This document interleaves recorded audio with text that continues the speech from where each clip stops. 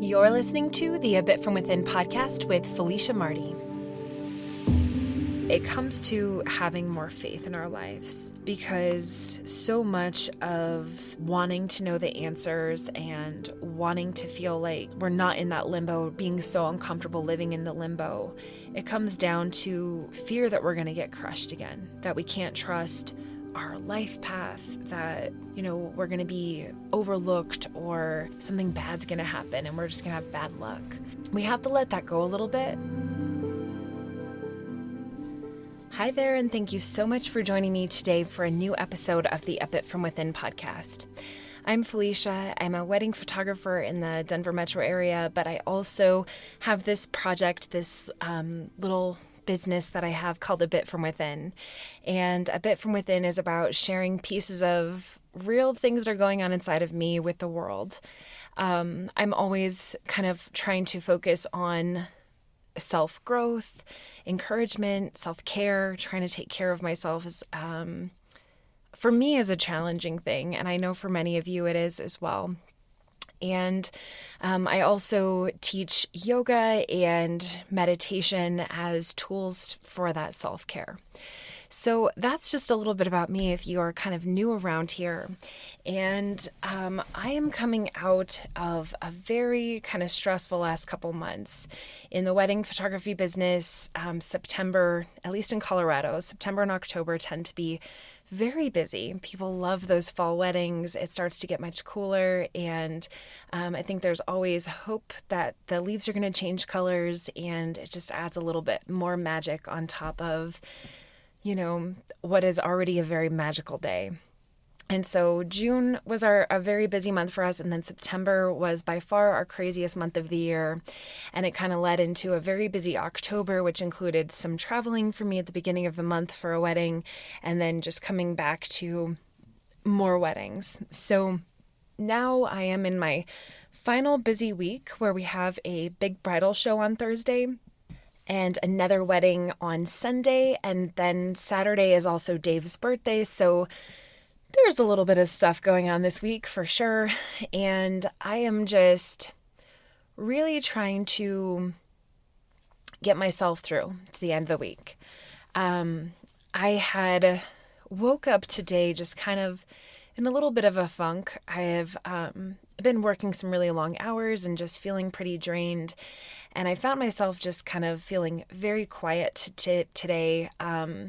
I tried not to get stuck there, even though, to be honest, when I woke up, I did give myself permission to just be like, if it is a no bones kind of day, like that is okay. I spent my first hour in my sweatpants and a big comfy hoodie. And I just thought, I'm going to just try to take care of myself today in ways that I've not been really giving myself permission to have space or time to do things. So I wanted to get a smoothie, and so I did that, brushed the dog. I tried to give the dog a bath, but during this part of my day, he was refusing and kept running under the bed, and I don't like to pull him out from under the bed. I usually try to coax him, and it almost worked. And then he went right back underneath when I was like, okay, let's go. And at that point, I just surrendered. I also had some work to get done today, but luckily I felt as though I was able to take a day off of editing. And I really needed that. And I think what I've just been sitting a lot with is kind of just dealing with the uncertainty of what's next. I'm kind of the kind of person who likes to have control over things and likes to know what the plan is. The plan can be loose, don't get me wrong. Like, the plan can be pretty vague, but in general, I do have a deep need for security and stability, and kind of knowing what's up next really helps with that. And we're entering that time of year where it's very uncertain. I suppose that if I focus on what I do know about what's coming up, I do know that we will enter a slower season. I know that we will catch up on the projects that we still have open. I know that it is my intention to slow down in mindfulness and really give myself space to kind of process everything that has happened this year and to thoughtfully make changes about what I want to be different for next year. And it's hard for me to be in the space of uncertainty with that, or to not just dive right into it, because as soon as I start thinking about, okay, well, what do I want? What's not working? As soon as I start asking myself those questions, I feel a lot of anxiety about initiating those changes right away. Like I feel the need to do and to take action. And the voice in the back of my head right now is just continuing to remind me that as much as I'm feeling ready to deal with that, it's not time. And, you know, the wiser side of myself is, or the part of me that's starting to learn, is sitting with this idea that, like, I want the immediacy and I want the action because I don't want to feel the feelings that have come up this year, the places that have been really hard, the places in which I feel like I've let myself down, or that I didn't execute things how I wanted to, or the ways that I feel like I've come up short. And I do know that that's kind of my tendency to judge things about what didn't succeed, and I'm trying very hard to pause from doing that and hopefully move myself to a place where I can first really celebrate what has gone right. And it's kind of tricky for me. To be honest, it's kind of harder to focus on what has gone right or where I've been successful and give myself credit for any of those things. Especially right now, because I am so tired and, pretty stressed out. And that's okay. But, when you're tired and stressed, you are not your best self. You're not able to see things clearly. And I know for me, when I'm really tired and really stressed, I tend to be a lot more insecure and a lot more feeling like I need validation from others. I've really noticed that in myself lately. I've really noticed that tendency to feel like, oh, I want a 5-star review, or I want people to say how much they love my work, or I want that validation that the yoga classes that I've been putting out are good enough. And I don't share that with you so that you boost my ego. Please don't. The reason I share that is because I think we sometimes fall into that tendency where if we just get that approval from other people, then we'll feel better. And because we're not getting that approval, then we can continue to question ourselves. And the truth is, and I think it's something that we all know, is that there is no amount of approval from others that can make us feel confident or make us feel worthy if we don't genuinely feel that from within ourselves. And there is nothing that feels as good as that inner sense of security and self-worth. And it's really hard, right? Like, whether it's just our natural tendency to be self-critical, or the natural tendency to be kind of, maybe you have that natural thing kind of like I do, where you just are a little bit insecure, a little, deal with some self-esteem issues. That's okay. Like, we are not bad people because we deal with that. We're not bad because we struggle with our enoughness. Maybe, and I believe this is true, all of us have a story that has brought us to this point where we've been let down a lot in the past, and we've felt crushed, and we've felt like it was our fault. and we've had to deal with some really hard things. And there are pieces of our story that have shaped us to be who we are. But we do have the choice of how we're going to move through life and how we're going to deal with it. And so I'm really trying right now to let this very stressful moment in my life where a lot of things feel uncertain and things feel big and what I want next feels so far away, and the world seems pretty scary. Like there's a lot of that I've been feeling. But I'm trying to create new pathways in my brain and in my heart, and not just in my mind, but in my body response. And so I'm trying to focus on what is going right and on slowing down when it's not time to make decisions, and on giving myself grace and compassion when I really just want to be really hard on myself. So this, maybe some of that resonates with you, and maybe some of that will kind of make sense with how I've been thinking about this full moon we have coming up this week. So lots happening astrologically. I'll give us, obviously this is our segue into the astro check-in time of the episode of the podcast.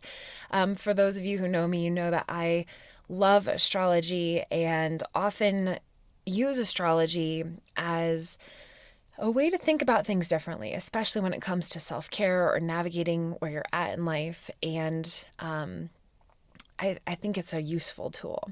So this week in astrology, there are quite a few planets that are stationing direct. That means that in the sky, they look like they've been moving backwards, and now they're starting to look like they're moving back forward again.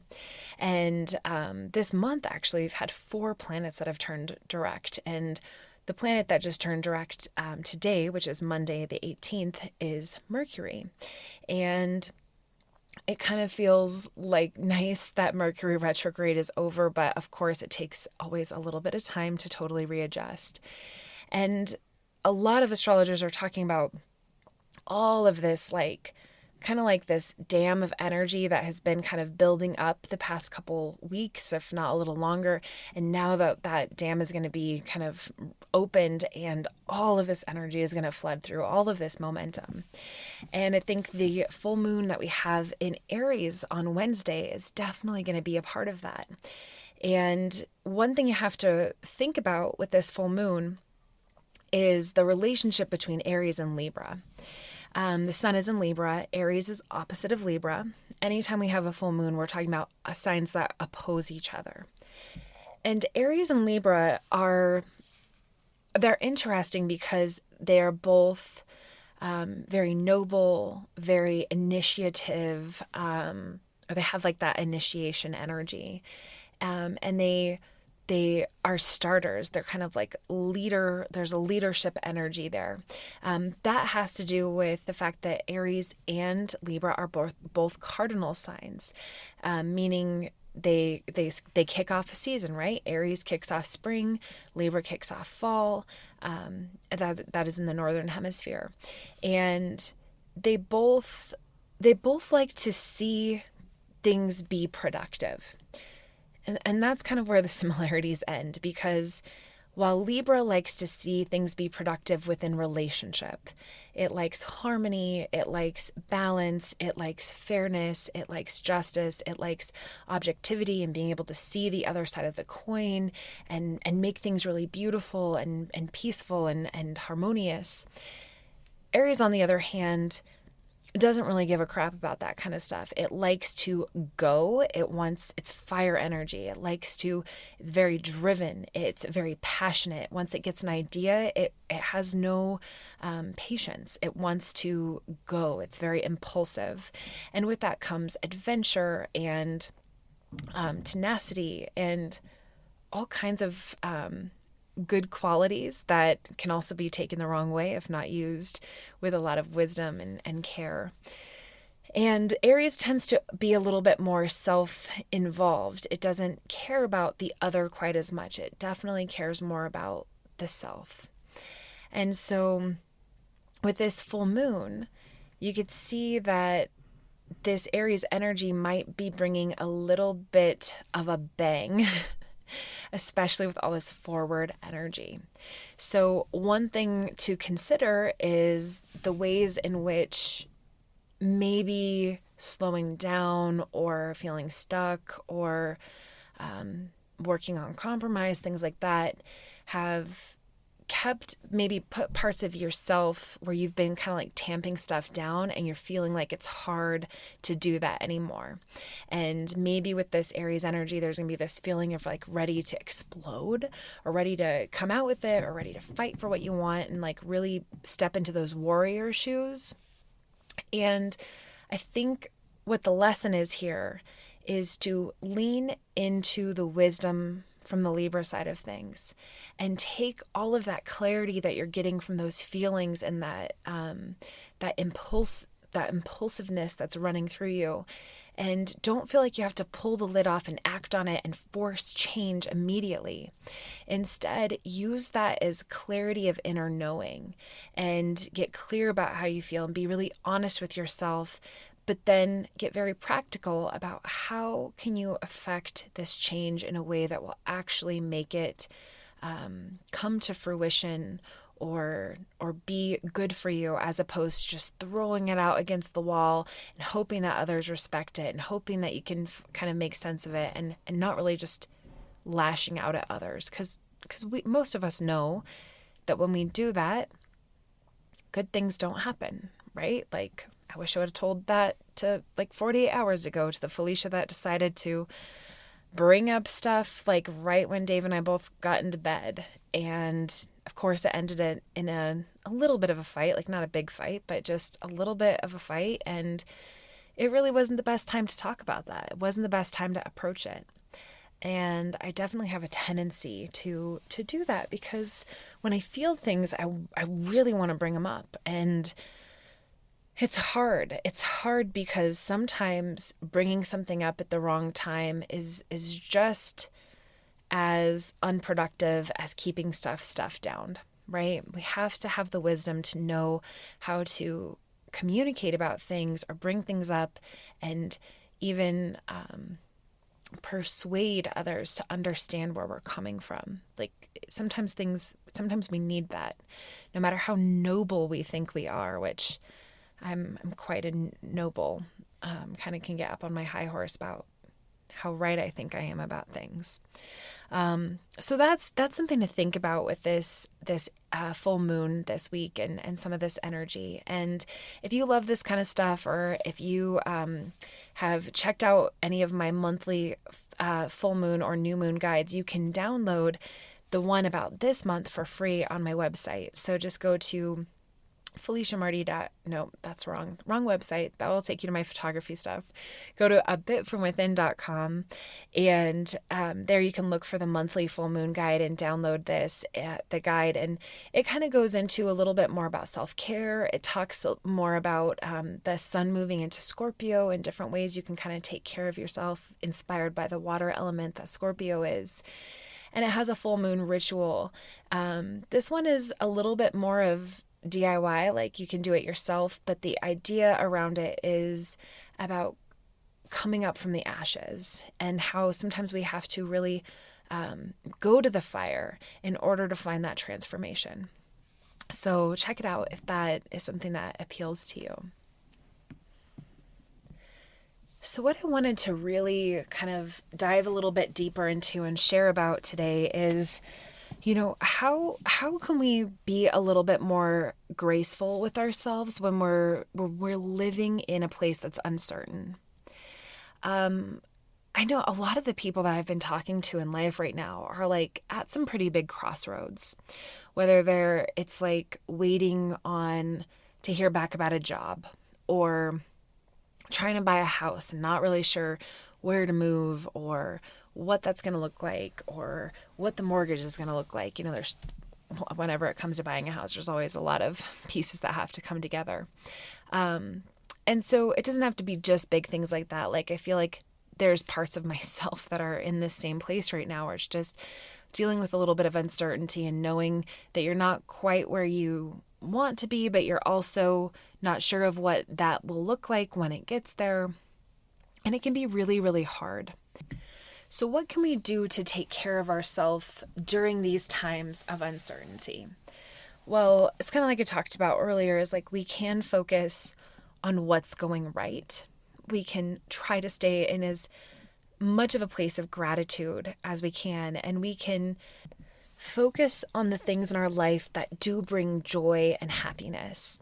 So this could be, going on a bike ride each day, or playing your favorite music on your way to grab a coffee, or it could be sitting down with a gratitude list and just really having these heartfelt moments around what are you thankful for, what feels like a blessing in your life, who in your life is a blessing and why are they a blessing, and that's something with gratitude that I'll probably talk more about as we get closer to Thanksgiving, the natural time to chat about gratitude, I suppose.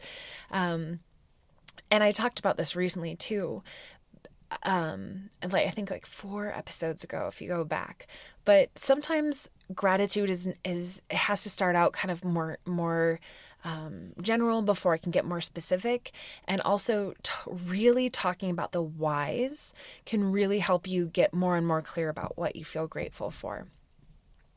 I think for me, one of the ways that I'm intending to focus on what's going right is by I guess it's 2 parts.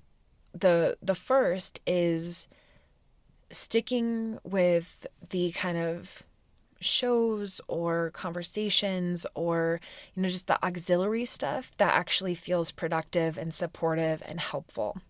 Right? So the people that I'm talking to right now, it's productive conversations, it's joyful, it's things that are making me smile. The podcasts that I'm listening to are interesting to me. It's just trying to keep my energy a little bit higher.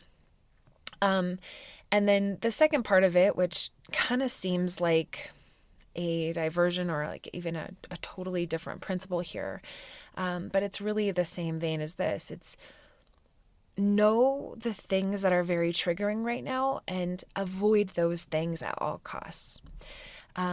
For me right now, while I'm feeling kind of tired and stressed and my defenses feel a little bit low and I'm feeling more fragile, this is not the time for me to be scrolling through social media, because I'm going to get on there and see stuff from other photographers and I'm going to feel insecure. I'm going to feel like, why can't I create those magic moments as good as they do? Or other people love them more than people love me. And that is so counterproductive to the space that I want to be in and the space that I want to embody. And so if there are certain things that are triggering you or making you feel stuck or repeat those negative trains of thought that are just so hurtful for you, don't put yourself in the position to hear them. And that might mean staying off social media or changing the kind of social media that you're looking at. It might mean muting people who trigger you. It might mean not calling some friends and family for a little bit, because those people just tend to bring you down or bring up the things that make you feel really vulnerable right now. And I suppose that the vulnerability leads to this next piece around dealing with the uncertainty is, when you're dealing with uncertainty or living in that place, you have to know that you're feeling pretty vulnerable. And so doing what you can to boost yourself up and give yourself some extra strength in that vulnerability is going to be really important. And a couple of things you can do is be mindful that you're feeling vulnerable. So be really careful who you talk to about what you're feeling. Don't just open up to any old friend, right? Or any person online or the internet or on social media, right? It's like, if these are really big things on your heart and mind, then you want to be careful who you trust them to and trust how you feel. And hopefully you can do that with somebody who can really validate your experience, validate your vulnerabilities, and who can be there to support you no matter how it turns out, right? And that can be really hard because sometimes your partner, your closest, person may not be that for this specific topic. That's something that Dave and I have really had to have a lot of conversations about recently. Is I'm definitely a hypochondriac. So sometimes when he's coming to me with what he's feeling in his body, or the anxiety he's feeling about his health issues, sometimes I am not the best person to have that conversation with, because it'll make me defensive, and it'll scare me and it'll shut me down, and I will be a lot harsher with him because I just want to get out of that conversation. I don't want to have that conversation. But he deserves to have that. So sometimes the person that you need to really confide in or get support from is not maybe your normal go-to person.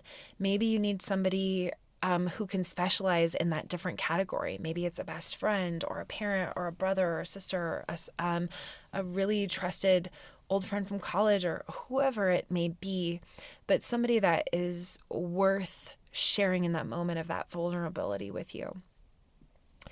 And the other thing you can do when you're feeling really vulnerable is just remember, because you're feeling vulnerable, maybe it's not the best time to be so risky, right? Like, let's say, for an example, like, let's say that you really want to get a new job. Like you've had it with your current job. You need a new job position, and you've applied for a bunch of places and you haven't heard back yet. And you're just feeling so like vulnerable and on the line and unsure about what the future holds and what's going to happen for you.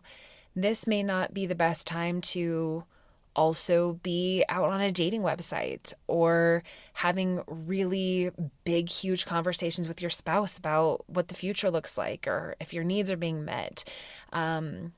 Like, don't add to your pile if you don't have to, right? Like, acknowledge, okay, this thing I'm working on is already a big deal. So adding all of this other pressure right now is not the best idea, right? Like, focus on what I don't want to say have control over, because dealing with uncertainty, we're talking about things that we don't have, areas of life we don't have control over.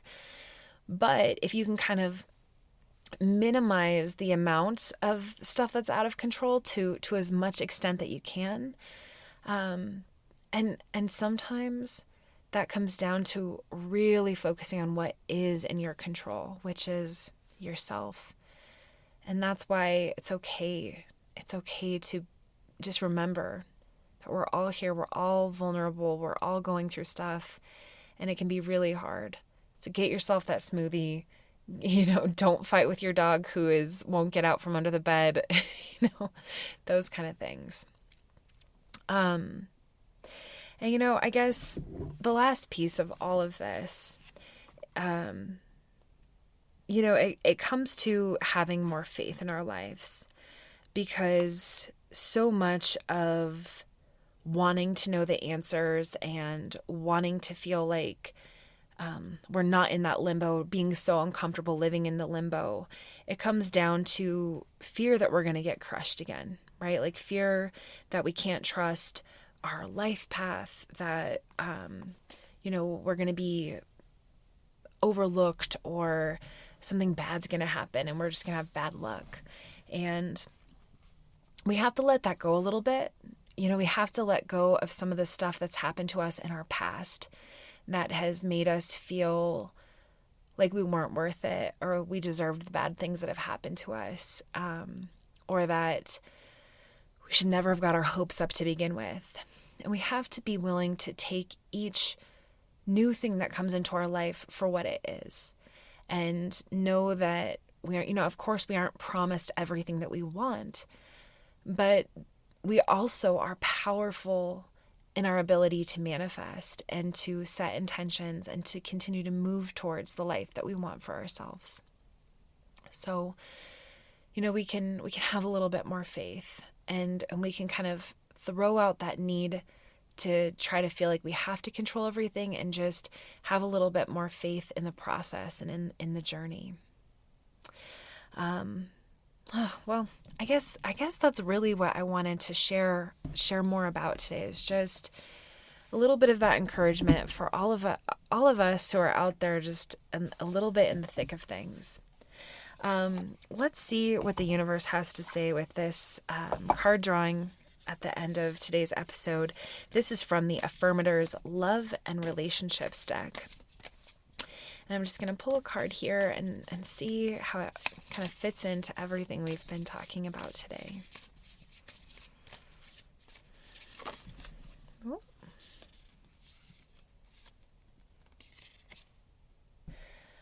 Open-Heartedness. I know that life and the people living in it can be an absolute bummer sometimes, but I promise not to let unhappy chapters make me jaded. If I let negative experiences turn me sour, then the jerk wins. So I'll move on with an open and hopeful heart, if only because I hate losing to jerks. I like that, is just this reminder just to stay positive, and not just fake positive, not just fake grateful, but positive with an open heart. It is really true. Like, I think that's partially why dealing with the uncertainty is so hard, is because we're afraid that bad things will happen. Like, we're afraid we'll lose all of our money, or that we won't be able to take that trip, or we won't get the house we want, or that job opportunity is going to fall through, et cetera, et cetera. But each time we think about that and we let those worries, those what ifs that are on the negative side of things move towards us, we close our hearts because we're scared and we're trying to protect ourselves. But if we have that open heart, if we remember to come back to that place where we're resilient and we're not going to be jaded, we're not going to let anything that bad that has happened, or even bad that could happen, affect our ability to move through life the way that we choose to. Hopefully with that happiness and that positivity. When we choose that, we do win, right? Like, we come out on top. We are the winners. So I love that. It's such a good reminder. Well, thank you all for joining me today for this episode. I am excited. I'm hoping that next week that I can bring Dave on the podcast. I've been wanting to bring him on for a little while. It's been about 6 months, I think, since, about 3 or 4 months ago during my birthday, he had interviewed me and asked me some questions. And last year for his birthday, I'd done the same thing for him. So with his birthday coming up, I think I'll bring him on next week, and I'm hoping we can kind of talk a little bit about everything that he's been going through, and maybe we'll have even more answers by then, although I feel like we're kind of just in a long process right now. So thank you all who've been messaging me saying that you've been thinking about us, and we so appreciate it. It really does mean a lot to know that there's so many people out there sending positive and healing vibes our way and his way in particular. So yes, always feel like you can reach out to me on social media or through the Patreon page. And until next time.